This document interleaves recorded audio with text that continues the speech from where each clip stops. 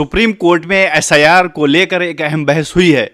आज हम बात करने वाले हैं सुप्रीम कोर्ट में चल रही एसआईआर की बहस को लेकर। सुप्रीम कोर्ट में सवाल उठे और इलेक्शन कमीशन ने क्या जवाब दिए हैं, खासतौर से मतदाता सूची नागरिकता को लेकर। SIR special intensive revision voter list गहन कर पुनरीक्षण करने का एक तरीका है।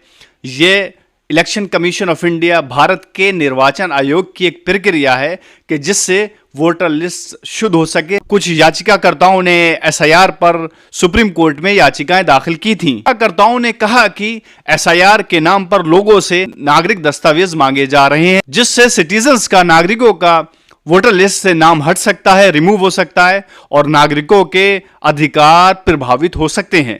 Election commission of India, Bharat निर्वाचन आयोग ने सुप्रीम कोर्ट ऑफ इंडिया में बताया कि एसआईआर का उद्देश्य सिर्फ चुनावी उद्देश्य है। एसआईआर नागरिकता, सिटीजनशिप तय करने या रद्द करने की प्रक्रिया नहीं है। आरसी और डिपोर्ट जैसा भी कदम नहीं है। ईसीआई ने कहा कि पूरी प्रक्रिया उदार और सॉफ्ट टच पर रखी गई है ताकि नागरिकों को परेशानी ना हो। सुप्रीम कोर्ट में इलेक्शन कमीशन ऑफ इंडिया ने कहा, अगर किसी व्यक्ति का पहले से ही वोटर लिस्ट में नाम है तो उसे विशेष महत्व दिया जा रहा है और 2002 से पहले की वोटर लिस्ट को भी आधार माना जा रहा है। सुप्रीम कोर्ट ने भी स्पष्ट कहा कि एसआईआर में नागरिकता की जांच का अधिकार स्पष्ट नहीं लिखा है, बल्कि ये केवल मतदाता सूची को अपडेट करने के लिए किया जा रहा है। सुप्रीम कोर्ट ने यह माना कि वोट का अधिकार, राइट टू वोट, एक संवैधानिक कॉन्स्टिट्यूशनल राइट है जो आर्टिकल 326 के तहत है। सुप्रीम कोर्ट ने कहा कि एसआईआर प्रक्रिया कानूनी दायरे में रहकर ही करना चाहिए,